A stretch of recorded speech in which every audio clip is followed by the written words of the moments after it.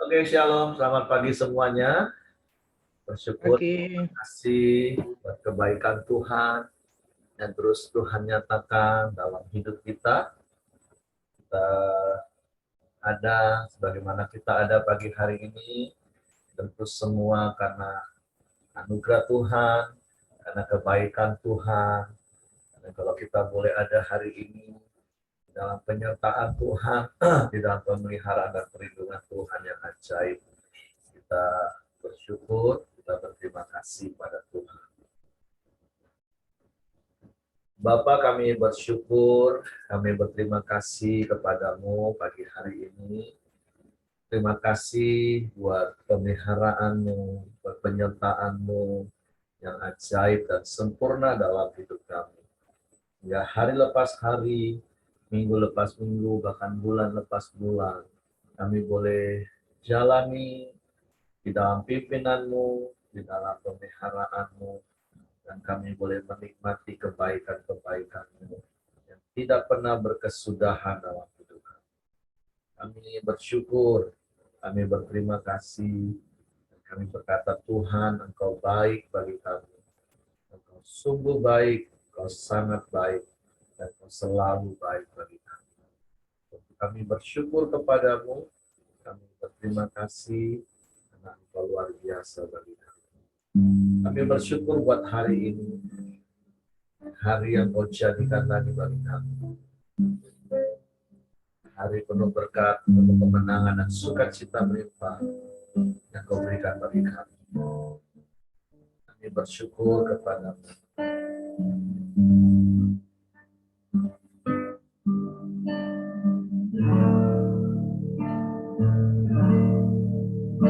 Terima kasih Tuhan untuk kasih setiamu yang ku alami dalam hidupku. Terima kasih Yesus untuk kebaikan-Mu sepanjang hidupku.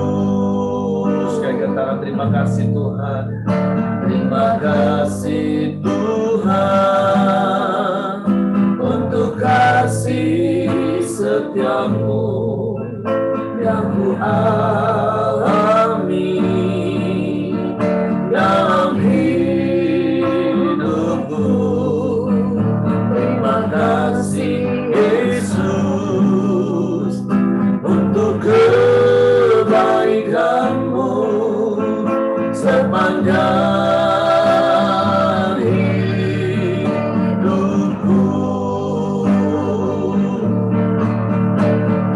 Terima kasih Yesusku buat anugerah yang Kau beri sebab hari ini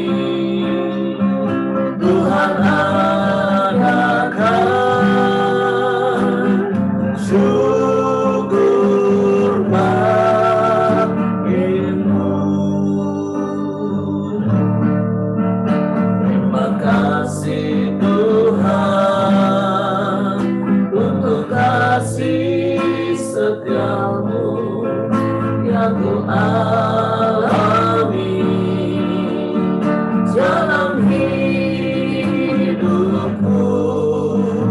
Terima kasih Yesus untuk kebaikan-Mu sepanjang hidupku. Terima kasih Yesusku. Terima kasih Yesusku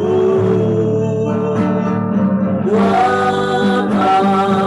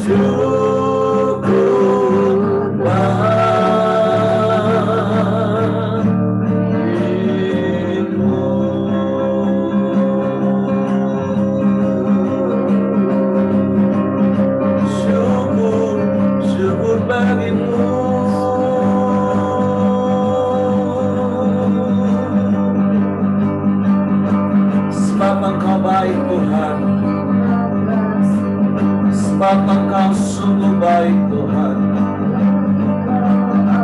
Haleluya.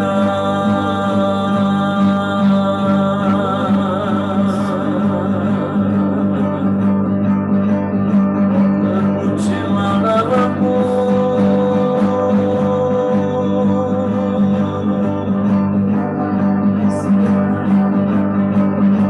Terpujilah namamu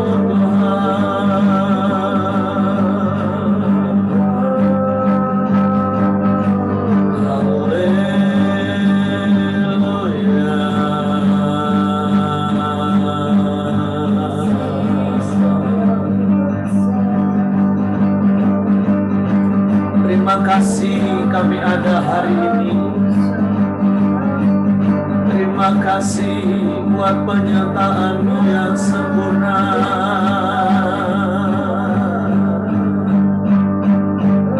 Terima kasih buat pemeliharaan-Mu yang ajaib.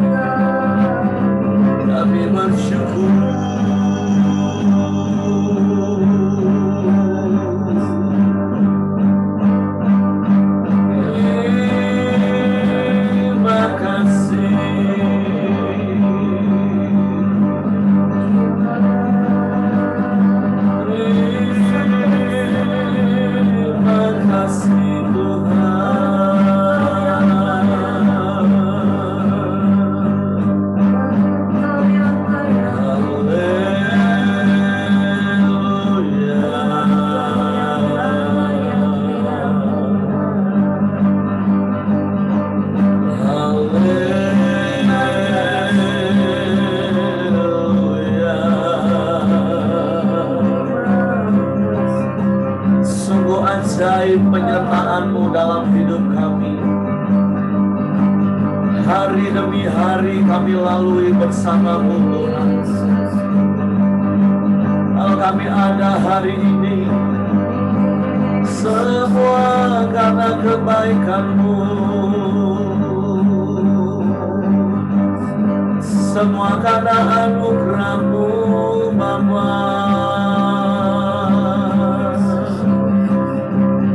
Penyertaan-Mu yang ajaib, karena pemeliharaan-Mu yang luar biasa bagi kami. Sebab itu betapa kami bersyukur.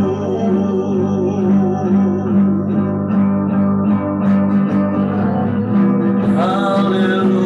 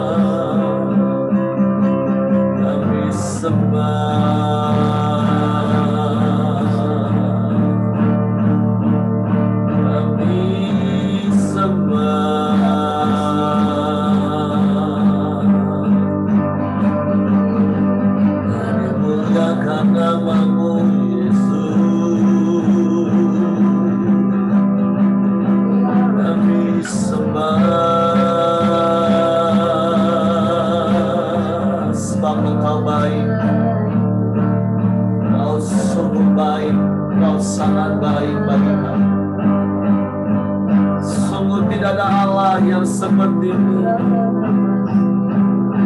Tidak ada yang lain selain Engkau. Hanya Engkau satu-satunya Allah Immanuel yang menyertai kami, yang melindungi kami, yang menjagai kami selamanya.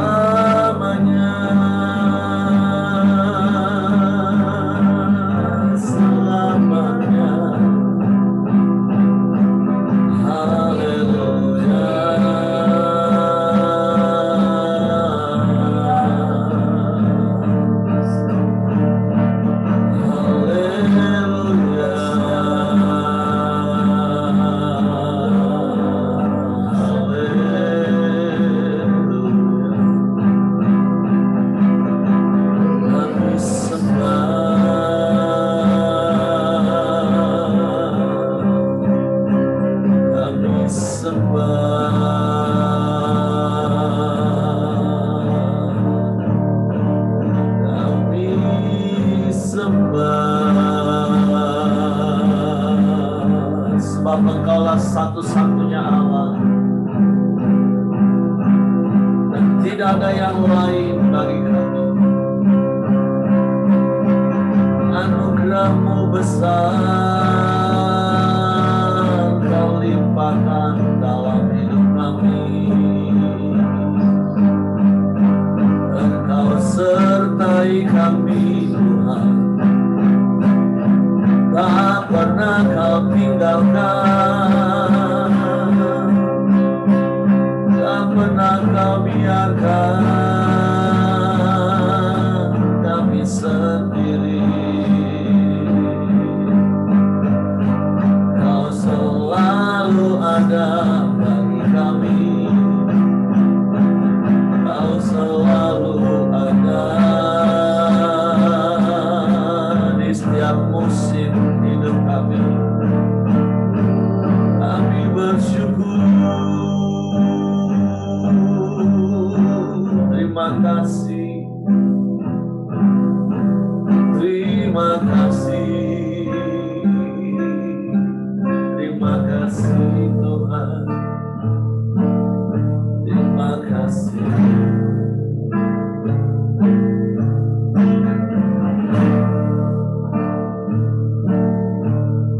Engkau yang ada di setiap musim hidup kami. Engkau ada bersamaku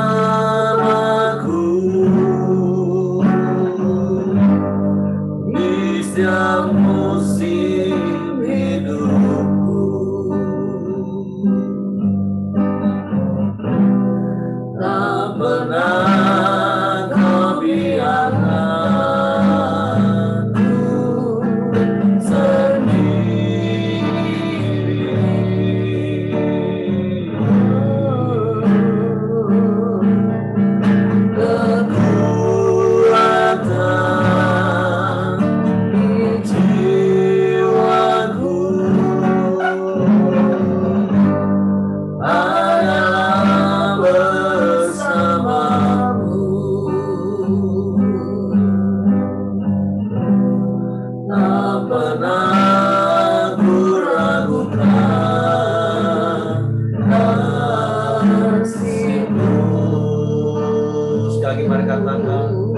Engkau ada di setiap musim hidup kami Tuhan. Engkau ada bersamaku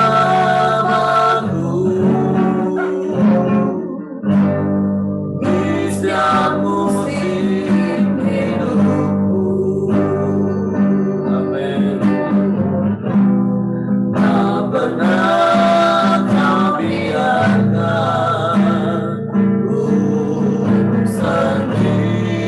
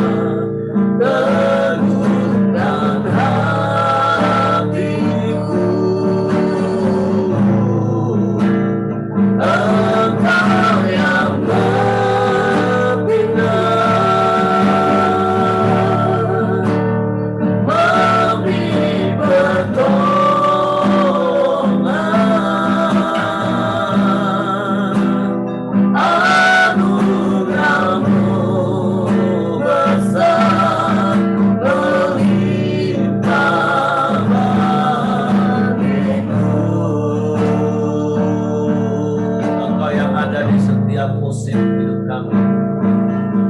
Engkau ada bersamaku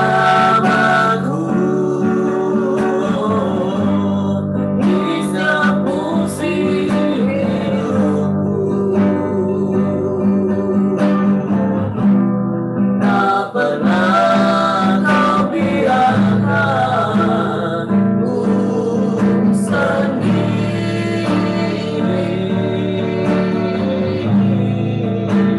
Amin. Kekuatan di jiwaku adalah bersamamu. Ya, tak pernah ku ragukan kasih-Mu. Bersamamu Bapa, bersamamu Bapa, ku lewati semua perkenanan-Mu ya, teguhkan hatiku. Engkau yang bertindak-nya, memberi pertolongan.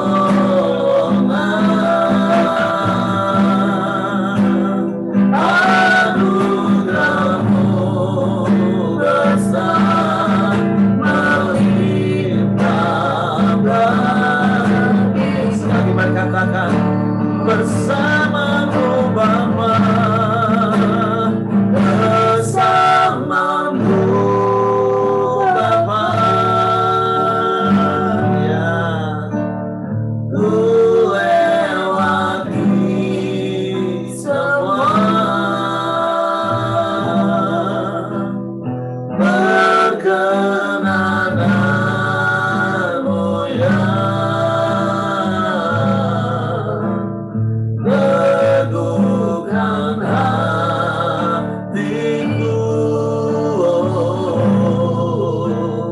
Engkau yang bertindak,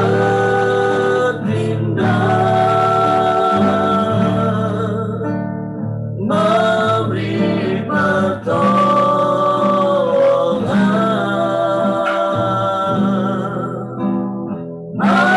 Anugerah-Mu besar melimpah bagiku.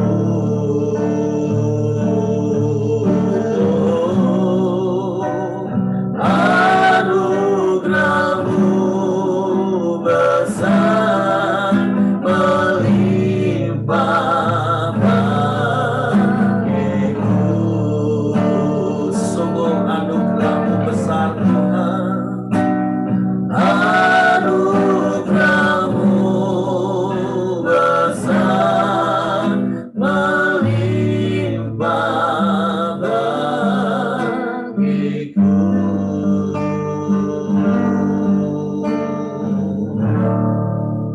Sungguh semua hanya karena anugerah-Mu. Anugerah yang sudah Kau nyatakan di kayu salib, sehingga kami mempunyai anugerah hidup yang kekal.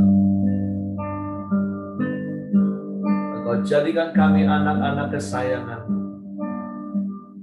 menjadi umat ketebusan,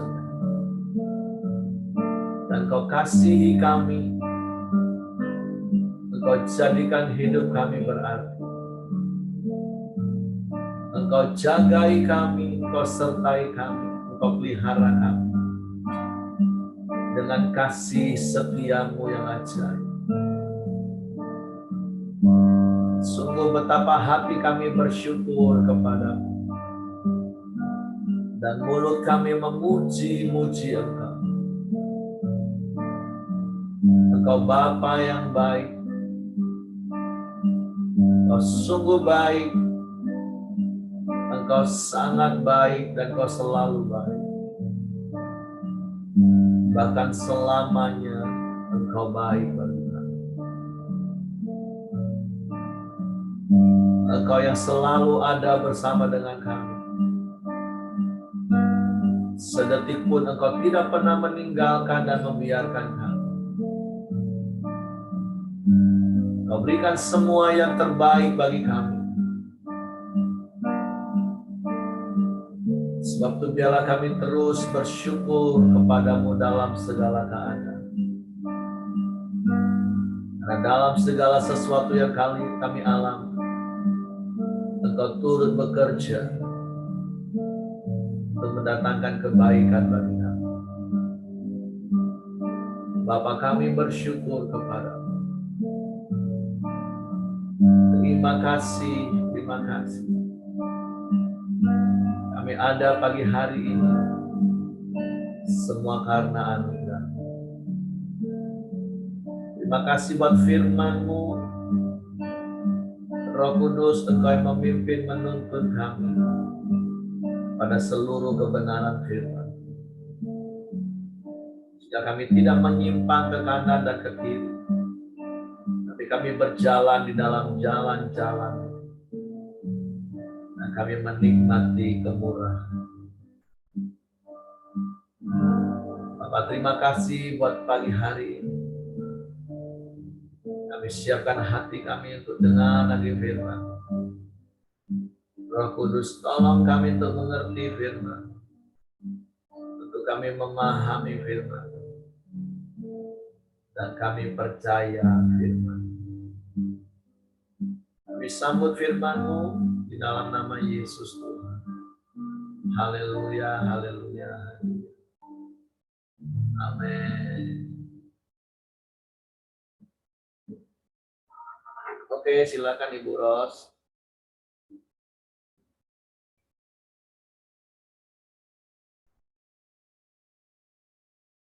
Suaranya belum kedengeran, Bu Ros? Atau memang belum ngomong?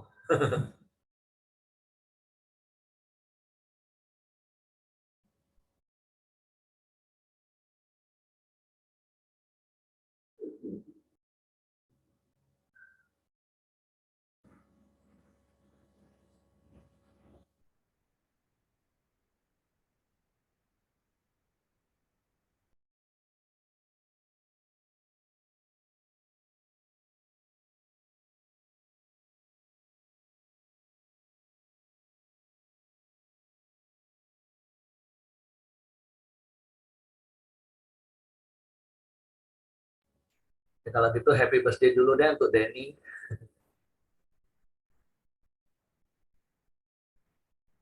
Happy birthday untuk Denny.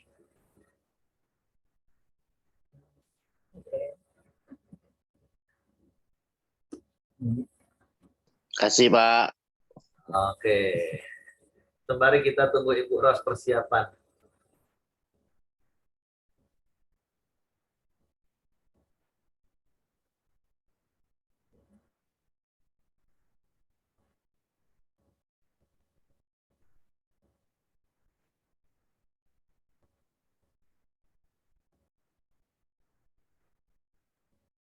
Ibu Ros, ada suaranya atau memang belum bersuara, Bu?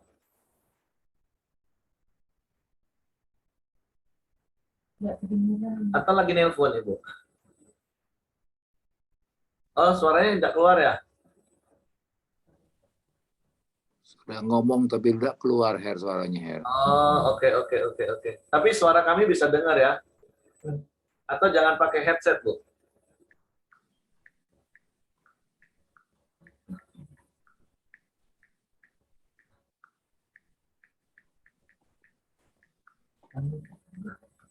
Oh, mungkin settingan. Oh.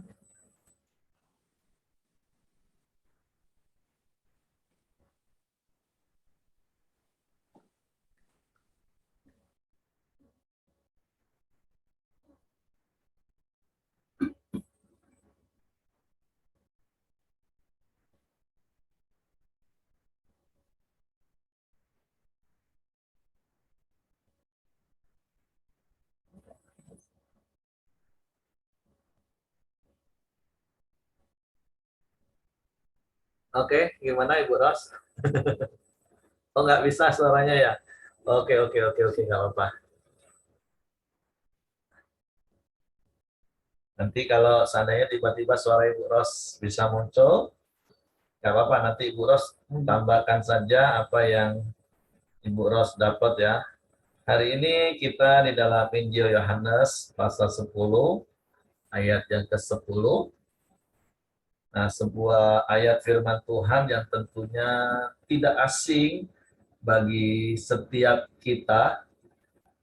Di dalam ayat ini firman Tuhan berkata, pencuri datang hanya untuk mencuri dan membunuh dan membinasakan. Aku datang supaya mereka mempunyai hidup dan mempunyainya dalam segala kelimpahan. Nah, jadi seperti kemarin bicara tentang gembala yang baik, siapa yang menjadi gembala kita? Tentu kepada dialah kita akan ikut. Karena kemarin dikatakan bahwa domba-domba itu mengenal suara gembalanya. Dan saya berdoa dan saya percaya setiap kita adalah kawanan domba gembalaan Tuhan yang menguatkan kita, menghibur kita, meneguhkan kita, memelihara kita, menjaga kita, melindungi kita. Karena kalau gembala kita itu hantu, maka kerjaannya setiap hari suara-suara yang dia berikan itu adalah suara-suara yang membuat kita takut, membuat kita akhirnya nggak jujur, membuat kita akhirnya penuh kemarahan, penuh dengan kepahitan. Nah, karena di ayat ini dengan jelas katakan bahwa pencuri, itu iblis yang dimaksud, itu datang hanya untuk mencuri, membunuh, dan membinasakan. Di dalam hidup kekristenan kita, Paulus katakan di dalam 1 Korintus pasal 13, ada 3 hal yang terbesar, yaitu iman, pengharapan, dan kasih. Nah, iblis berusaha selalu mencuri iman kita, selalu berusaha untuk membunuh pengharapan kita, bahkan membinasakan kasih kita. Itulah yang iblis lakukan. Makanya kenapa di dalam dunia ini, kayaknya suara Ibu Ros sudah muncul tuh. Apakah Ibu Ros mau ngomong dulu? Duluan Pak, duluan. Oke, nanti Ibu Ros baru sampaikan apa yang didapat ya. Nah, jadi iblis itu hanya akan berusaha untuk mencuri iman kita, membunuh pengharapan kita, bahkan dia berusaha untuk membinasakan kasih kita. Sehingga dunia menjadi kacau karena ada begitu banyak orang yang lebih mendengarkan suara dia dibanding mendengarkan suara Tuhan. Berkali-kali seperti yang saya katakan, oleh sebab itu kita harus melatih diri kita untuk mendengar suara Tuhan supaya kita semakin peka dengar suara Tuhan. Dan itu harus tiap-tiap hari. Nah, kita bersyukur melalui pandemi yang terjadi, justru kita boleh melakukan koran deo setiap pagi, kita bisa dengar firman. Karena kalau kita mau dengar suara Tuhan, waktu dalam pergumulan, waktu dalam permasalahan ketika pikiran kita lagi kacau balau, ya seperti Elia, waktu dia lari dari Isabel, dia ke padang gurun, dan dia hanya mendengar badai, guru dan guntur, dan gak ada suara Tuhan di situ, gak ada Tuhan di situ. Sama, ada begitu banyak yang saya alami ketika konseling dengan jemaat, orang-orang Kristen. Ketika mereka lagi punya masalah, ketika mereka diberitahu firman Tuhan, mereka nggak akan bisa dengar. Bahkan cenderung menolak. Mereka akan lebih suka mendengar nasihat-nasihat fasik, nasihat-nasihat iblis, yang sepertinya memuaskan emosinya, memuaskan kedagingannya, memuaskan perasaannya. Padahal sekali lagi, itu semua hanya akan membunuh iman, mencuri iman kita, membunuh pengharapan kita, dan membinasakan kasih kita. Sehingga rumah tangga hancur, bercerai, berantakan, berantem, hubungan keluarga rusak. Itulah tujuan iblis. Makanya kenapa kita harus melatih diri kita untuk setiap hari semakin peka mendengar suara gembala kita, yaitu Tuhan. Dalam keadaan hati yang tenang, kita bisa mendengar firman. Kita merenungkan firman itu lebih jernih, Bapak Ibu.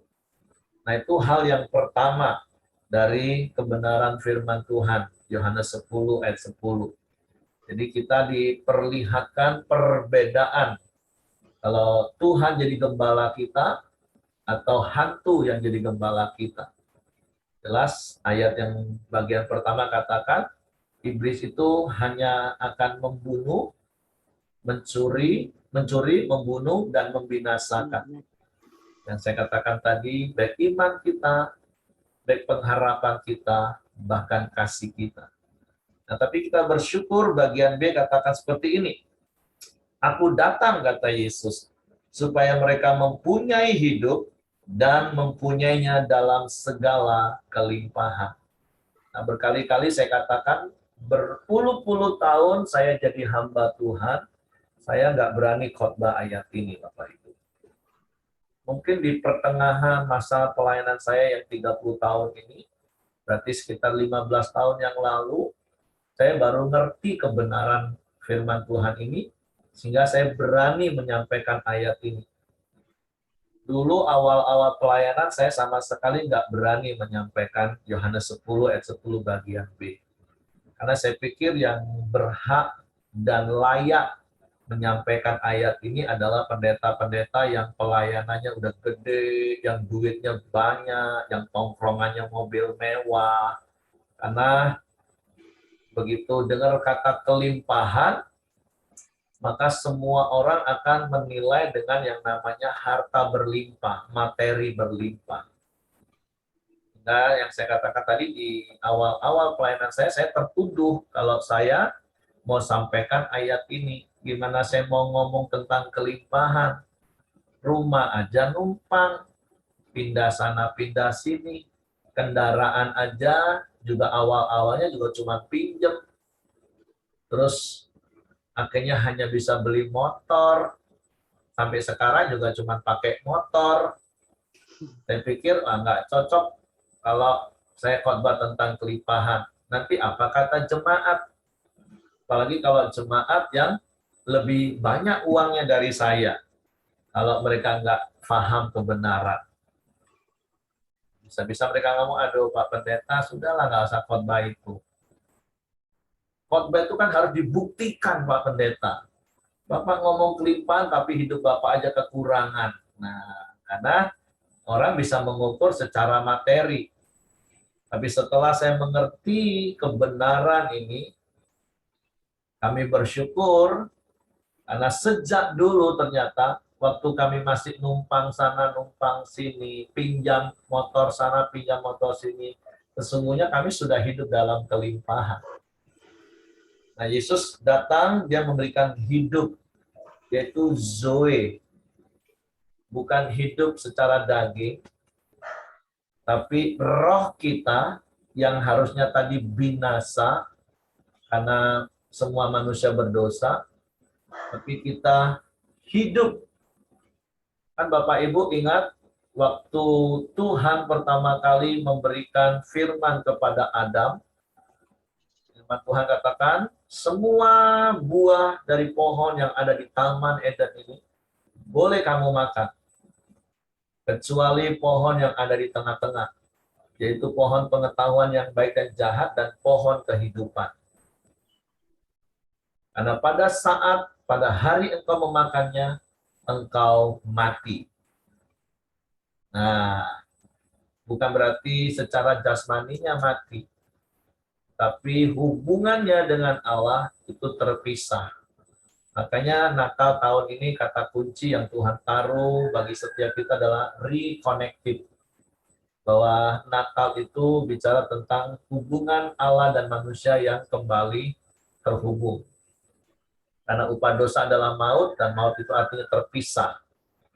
Nah, Yesus katakan, aku datang supaya mereka mempunyai hidup, mempunyai Zoe.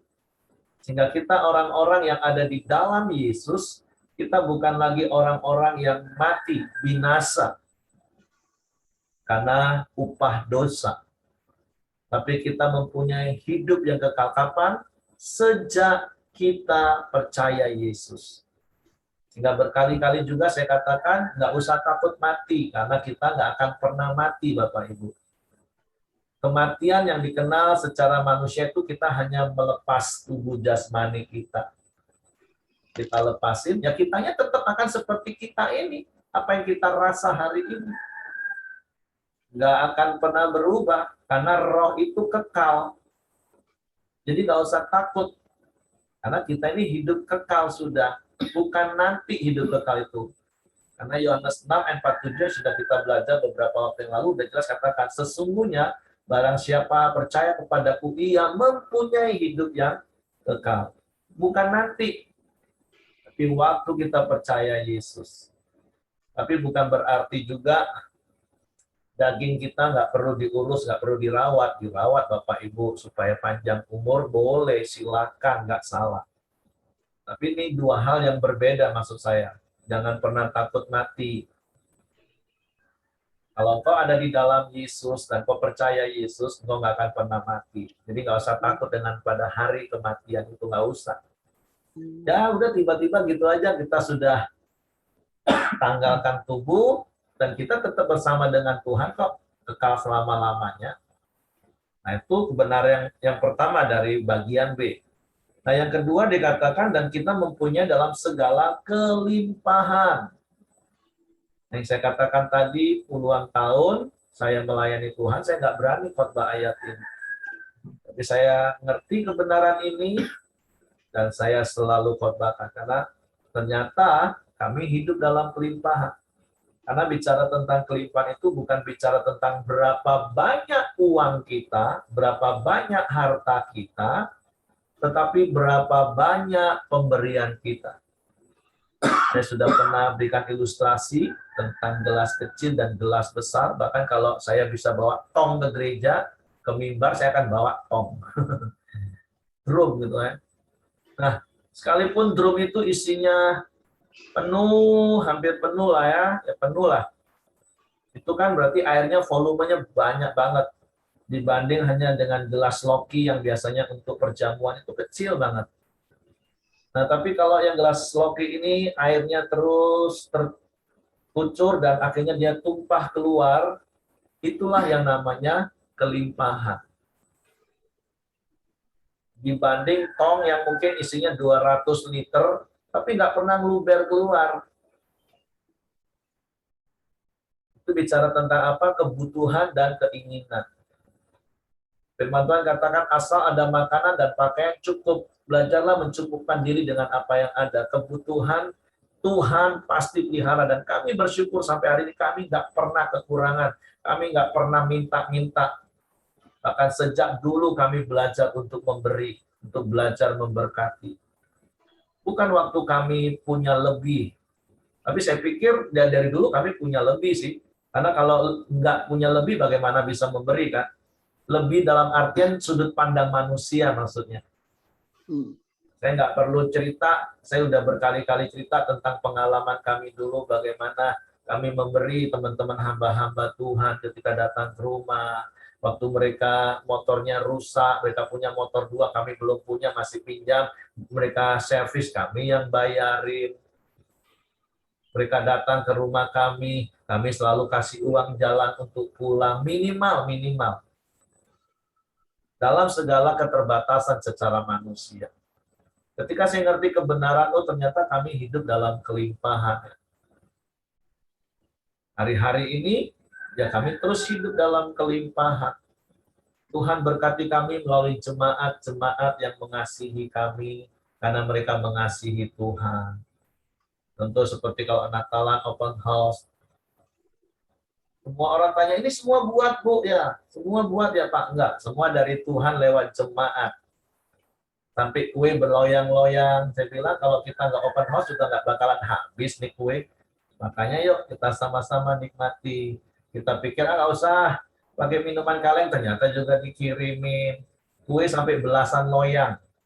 Nah, Itu contoh-contoh. Kalau dibilang kami kelimpahan, iya kami kelimpahan. Sejak dulu sampai hari ini kami kelimpahan. Tapi ingat prinsip kelimpahan itu bukan berapa banyak harta kita, tapi berapa banyak pemberian kita. Itulah prinsip kelimpahan. Mungkin engkau dilihat manusia, hartamu nggak sebanyak orang lain. Tapi ketika hatimu penuh dengan kemurahan, dan berkali-kali seperti saya katakan, kita nggak usah takut diukur orang, Bapak Ibu. Yang tahu kan hanya kita dengan Tuhan. Bukan soal berapa banyak nominalnya yang kita bisa beri, tapi bagaimana hati kita penuh kemurahan. Kalau kami mau untuk diri kami, gampang banget. Kan seperti yang berkali-kali saya katakan, dari setiap berkat yang kami terima, sekarang kan berarti 20%, 10% untuk persepuluhan, 10% untuk menabur. Kalau itu kami tahan saja untuk kami bisa kredit mobil, Bapak Ibu. Tapi kami lebih baik kami memberi daripada kami paksakan untuk ego kami. Kan saya juga udah bersaksi kan, sejak tahun 2020, karena 2019 kami berdoa, kami minta kasih karunia Tuhan, supaya persepuluhan kami bisa 7 digit, dan Tuhan berkati. Dan Tuhan genapi sampai hari ini. Berlimpah-limpah hidup kami, sehingga kami bisa memberi lebih lagi. Nah, jadi pagi hari ini firman Tuhan mengajar setiap kita, yuk, jangan ikuti hantu, jangan ikutin iblis, karena dia hanya mencuri, membunuh, dan membinasakan. Tapi yuk ikut gembala agung kita. Dia yang memberikan kita hidup, dan dia memberikan hidup dalam kelimpahan. Sekali lagi, prinsip kelimpahan bukan berapa banyak harta kita, tapi berapa banyak pemberian kita. Ini bukan bicara tentang nominal, kalau saya lebih suka pakai prosentase. Dan saya selalu ajar ketika berkat Tuhan melimpah, harusnya prosentase pemberian kita semakin melimpah. Kalau tadinya hanya bisa bayar persepuluhan 10%, ya nggak apa-apa, itu minimal, itu wajib. Tingkatkan jadi 10% pemberian kita dari income kita. Semakin meningkat lagi, naiknya 20% pemberian kita. Kan kita juga semakin tua, makan kita juga semakin dikit. Tadinya makan 3 piring, sekarang tinggal 2 piring. Nanti lama-lama juga tinggal 1 piring dibagi 2, karena nggak boleh banyak-banyak makan. Nah, yang lainnya untuk apa? Ya untuk berbagi lah. Nah, seperti itulah kira-kira apa yang saya dapat pagi hari ini. Dan saya mau mengajar setiap kita, yuk belajar murah hati. Sekali lagi, hanya kita yang tahu pundi-pundi kita. Seperti yang berkali-kali juga saya katakan, saya sering ceritakan bagaimana keluarga Pak Simon dan Ibu Simon khususnya punya kantong-kantong ajaib di lemari baju mereka. Pundi-pundi yang memang untuk memberi, untuk memberkati. Nah, kalau mau tanya detail, tanya Ibu Simon. Dia punya banyak kantong, bukan kantong Doraemon. Kantong-kantong untuk... Karena kita harus mendisiplin Bapak Ibu. Oh, ini ditetapkan untuk A, B, C, ditetapkan seperti itu. Untuk memberi itulah kelimpahan. Oke, itu saja. Silakan Ibu Ros mau tambahkan sesuatu apa yang didapat. Ya, menarik soal kelimpahan ya. Banyak orang artikannya kelimpahan tuh kaya raya. Termasuk sebagian kita lah, sebagian orang percaya.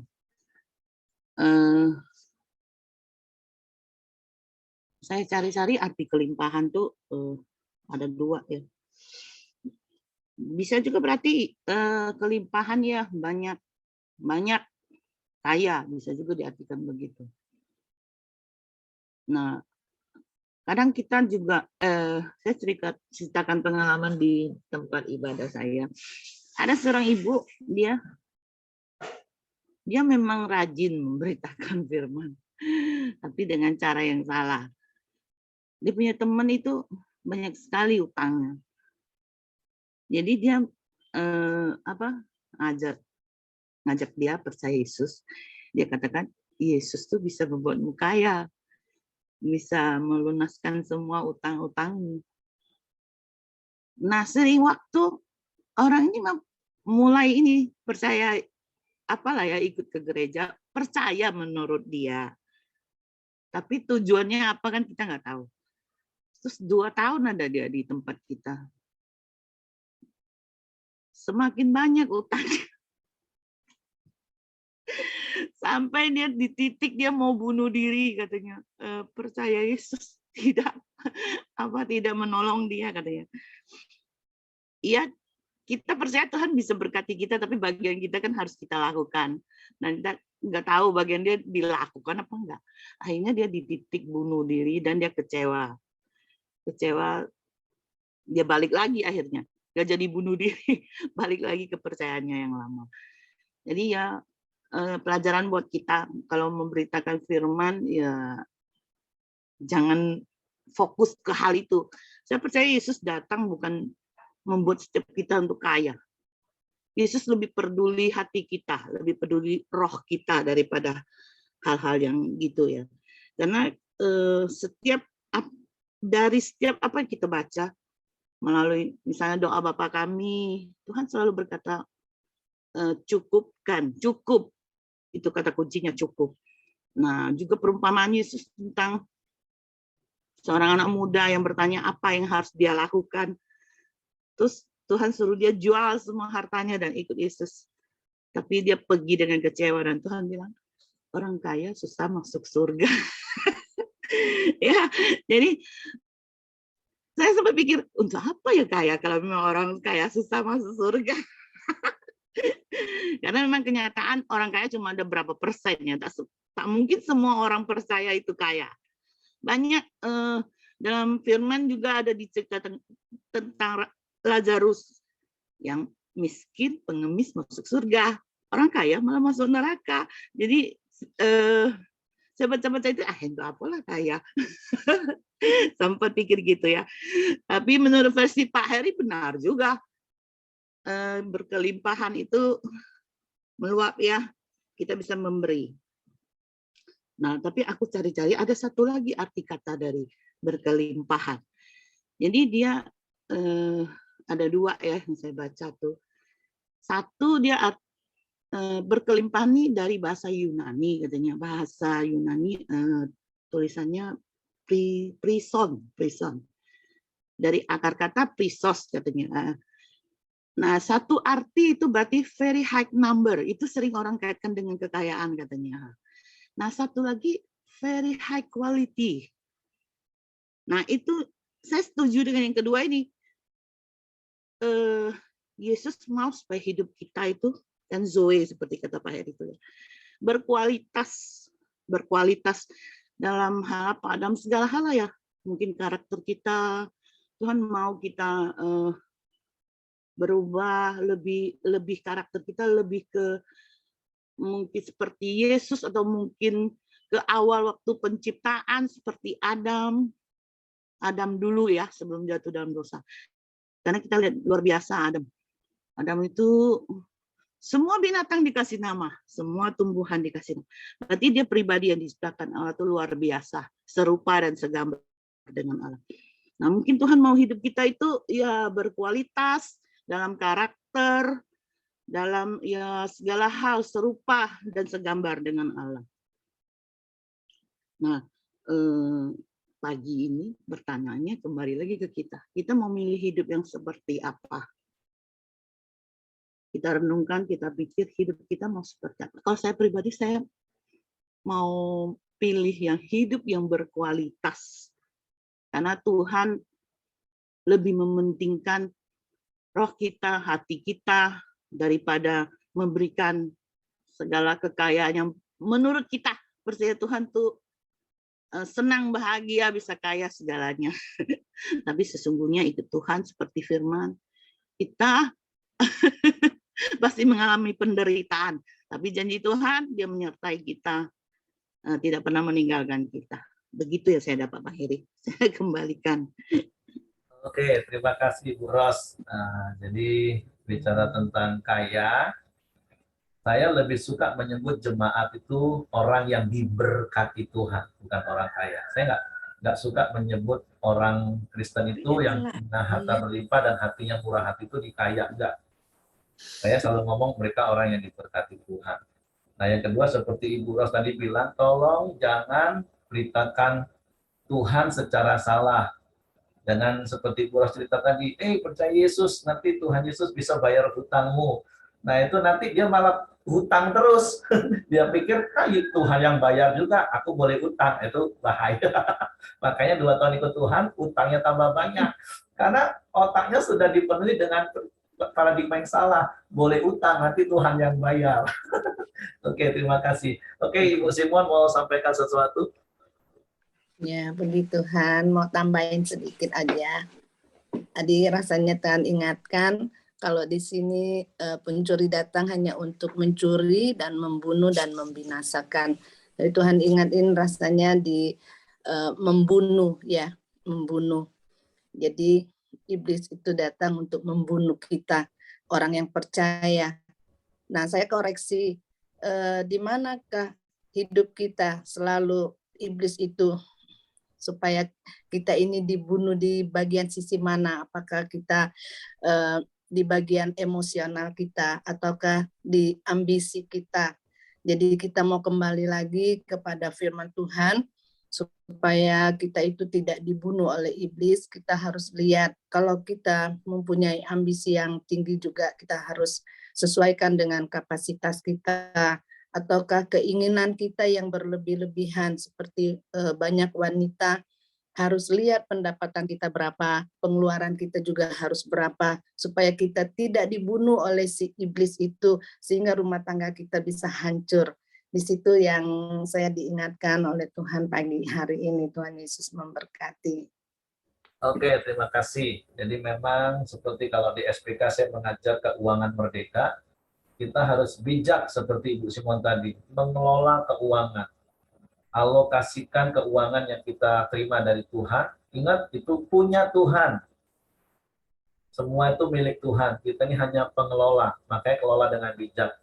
10% persepuluhan, 10% untuk menabur, 20-30% untuk investasi, nabung, kredit rumah, yang 50% itu untuk hidup hari-hari. Nah, kalau semakin besar lagi income-nya, boleh 10% persepuluhan, 20% untuk menabur, 20% untuk investasi. Bahkan untuk makannya mungkin nggak 50% lagi. Kan jumlah nominalnya udah semakin banyak. Contoh tadi 5 juta cukup untuk biaya hidup 1 bulan. Ketika berkat yang diterima sudah 20 juta, kan nggak mungkin lah jadi 10 juta makannya. Ya tetap aja 6 juta makannya boleh. Berarti kan masih ada lebih. Nanti dapat 50 juta, makannya kan nggak mungkin jadi 20 juta.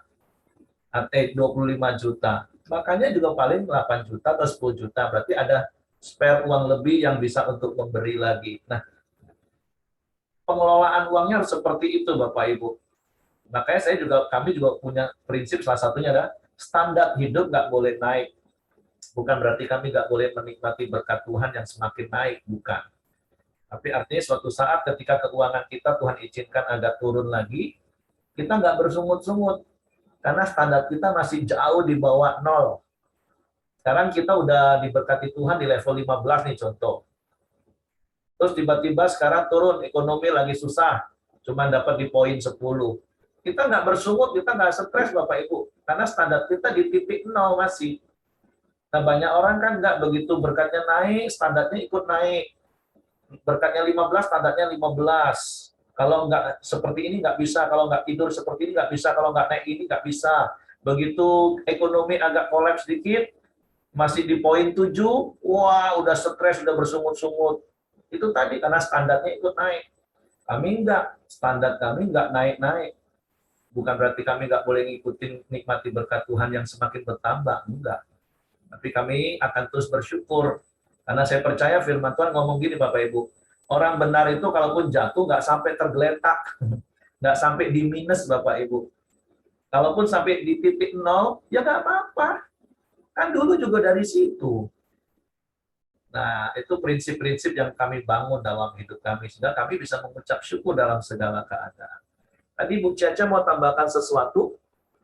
Kayaknya di poin ini seru hari ini kan.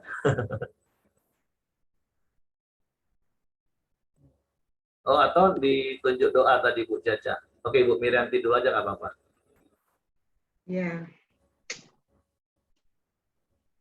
saya lebih setuju dengan Ibu Ros yang berkelimpahan itu adalah hidup yang high quality. Ya.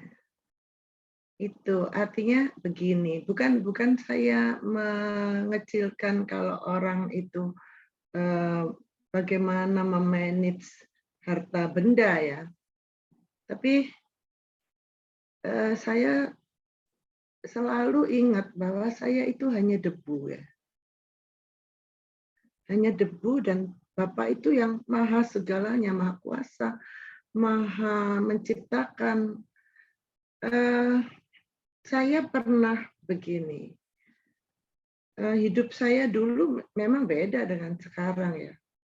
Kalau dikatakan Pak Heri itu punya apa doa seperti tadi ya, supaya persepuluhan bisa bagaimana gitu ya. Nah, kami itu pegawai negeri yang saya selalu berdoa untuk Tuhan cukupkan segala sesuatunya.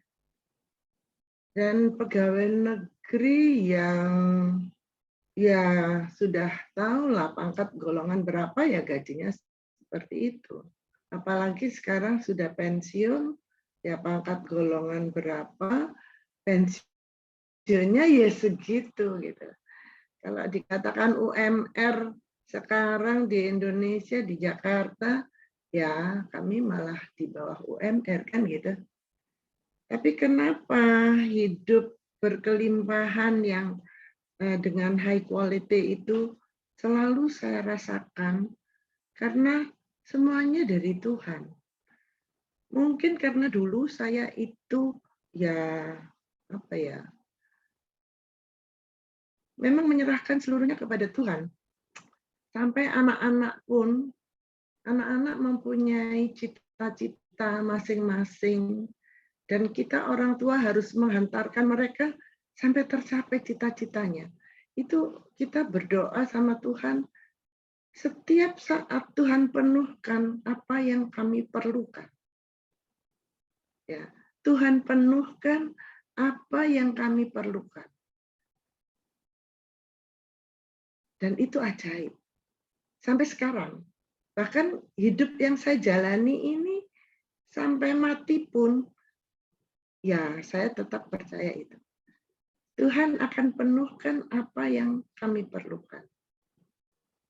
Terima kasih Ibu Ros, terima kasih semuanya. Tuhan berkati.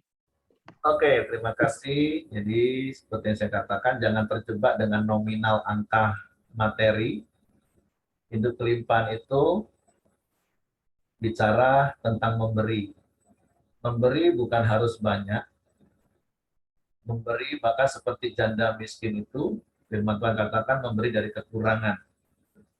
Nah, kalau bicara soal menambah income, ya mungkin seperti Ibu Mirianti, pegawai negeri, gajinya udah tetap sama. Seperti kami juga PK juga tetap. Nah, tapi sekali lagi kalau di SPK, Keuangan Merdeka, saya ajar ada 3 prinsip keuangan merdeka. Setia mengelola, setia menerima, dan setia memberi. Nah, kita harus, yang kedua ini juga harus perhatikan. Ya, kalau sudah pensiun, sudah usia Ibu Mirianti, ya sudahlah belajar mencukupkan dengan apa, memberkati orang, dengan kasih telur tetangga, itu juga sudah memberi kan. Masa apa hari ini, kirim ke orang. Jadi jangan mengukur segala sesuatu memberi itu harus banyak Bapak Ibu. Enggak Bapak Ibu, ini bicara sikap hati, quality, sikap hati. Orang yang mempunyai kualitas rohani yang baik itu pasti akan memberi. Dan jangan takut diukur orang pemberianmu cuma telur, pemberianmu cuma kue. Jangan takut Bapak Ibu. Tuhan yang tahu isi hati kita. Tapi bagi yang anak-anak muda, maksud saya juga jangan malas. Berkali-kali saya ajak kalau kami hanya buka 1 keran, ya nggak akan cukup-cukup kebutuhan kami. Kami ada 6 keran yang kami buka, sumbernya sih dari Tuhan. Kalau hanya ngandalin PK dari dulu, kami akan hidup dalam kekurangan terus. Tapi kami tahu apa arti itu kekurangan.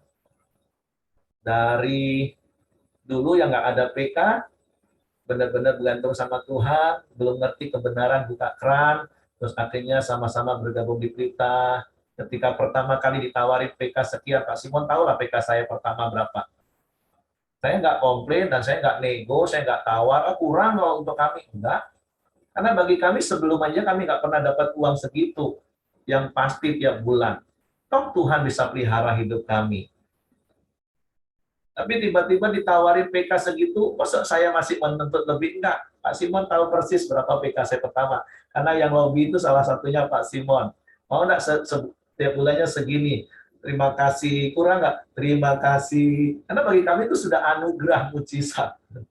Bahkan ketika kami pulang dari Puncak ngobrol sama Pak Kastoni suami istri, Pak Santo suami istri, ketika Bu Mary tanya, berapa PK-nya Pak Heri? Tanya Pak Kastoni, wah, Pak Kastoni yang transfer PK saya tiap bulan. Nah, tapi kami nggak bergantung sama PK, kami bergantung sama Tuhan. Nah, tentu ada tangan-tangan lain yang Tuhan pakai untuk memberkati hidup kami. Istri saya juga bekerja dengan apa yang dia bisa pakai tangan dia, seperti itu. Jadi jangan terjebak dengan nominal Bapak Ibu ya. Tapi bagi anak-anak muda juga jangan malas, kurang-kurang. Nah, itu yang salah 100% kita. Tuhan memberi kita hikmat. Makanya Amsal 3 ayat 3 sampai 18 itu saya selalu kasih sebagai ayat bagi yang ulang tahun. Mau bertahun-tahun ulang tahun, itulah ayat yang akan saya pernah rubah. Bahwa umur panjang itu di tangan kanan, kalau mau umur panjang itu di tangan kita Bapak Ibu. Kalau mau kaya, dihormati orang juga di tangan kita. Kalau mau punya uang banyak itu di tangan kita. Nyanya itu jelas kecil, Amsal 3:13, bukan tangan Tuhan. Kalau tangan Tuhan itu tinggal buka berkati gini. Tapi tangan kita yang kerja, jaga kesehatan, rajin bekerja, sehingga kebutuhan kita cukup dan kita bisa memberkati. Oke, itu saja yang mau ditambahkan. Ibu Caca tadi mau tambahkan, jadi nggak? Ini Hengki nggak ada pagi ini ya? Enggak, Pak. Oh, Enggak oke. ada, Pak. Oke, kalau tidak ada lagi, saya serahkan kepada Bapak Joni Samuel.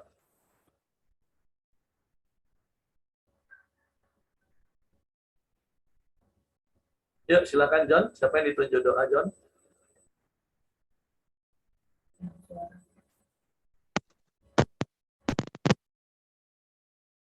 Ya, silakan Pak Jo. Ya, mari kita berdoa. Bapa, terima kasih atas kebaikan-Mu sepanjang hari ini, Bapa. Kami sudah merasakan selalu kebaikan, perlindungan, penyertaan, hikmat akal budi yang daripada Engkau, ya Bapa. Biarlah kami yang ikut Koramdio ini hari ini maupun yang tidak ikut hari ini, ya Bapa. Biar Engkau sertain terus, Engkau lindungi, Engkau berikan selalu hikmat, akal budi, Engkau berikan kuasa, kewibawaan ilahi yang daripada Engkau, ya Bapa. Sehingga kami mampu dan cakap dalam menghadapi segala masalah ataupun kelimpahan dalam hidup kami, ya Bapa. Ajar kami untuk selalu memberi, ajar kami selalu untuk taat akan firman-Mu, ya Bapa. Sehingga kami selalu berkenan di hadapan-Mu dan bimbing tuntun arahin kami terus Tuhan ke jalan-Mu, ya Bapa. Terima kasih atas kebaikan-Mu sepanjang hari ini, ya Bapa. Kami percaya sepanjang hari ini adalah hari kemenangan bagi kehidupan kami. Terima kasih juga Tuhan. Kami berdoa juga untuk bangsa dan negara kami Indonesia ini Tuhan. Dalam bangsa Indonesia ini penuh dengan kemuliaan-Mu, penuh dengan penyertaan-Mu Tuhan. Biarlah setiap lutut bertelut, setiap lidah mengaku Yesus Kristus Tuhan, dan berkati terus hamba-hamba-Mu yang melayani di seluruh Indonesia ini, ya Bapa, sehingga semakin hari semakin Injil diberitakan dan semakin hari umat-Mu Tuhan semakin hari menjadi berkat, sehingga banyak jiwa-jiwa yang belum mengenal Engkau dan percaya kepada Engkau, sehingga Indonesia ini penuh dengan kemuliaan-Mu, ya Bapa. Berdoa juga untuk pemimpin kami, Pak Presiden, Wakil Presiden, segenap menteri, segenap MPR, DPR, dan aparatur negara, sipil maupun militer Tuhan. biarlah dapat bersatu hati untuk membuat Indonesia ini semakin maju, semakin berkeadilan sosial dan juga makmur ya Bapa. Jauhkan bencana alam, jauhkan dari hal-hal yang tidak baik di Indonesia ini Tuhan. Biarlah semakin hari semakin Indonesia ini semakin sejahtera, semakin diberkati dan penuh dengan kemuliaan daripada Tuhan. Ya mari kita berdoa. Bapa kami yang di surga, dikuduskanlah namamu, datanglah kerajaanmu, jadilah kehendak-Mu di bumi seperti di surga. Berikanlah kami pada hari ini makanan kami yang secukupnya, dan ampunilah kami akan kesalahan kami, seperti kami juga mengampuni orang yang bersalah kepada kami. Dan janganlah membawa kami ke dalam pencobaan, tetapi lepaskanlah kami daripada yang jahat. Karena Engkaulah yang mempunyai kerajaan dan kuasa dan kemuliaan sampai selama-lamanya.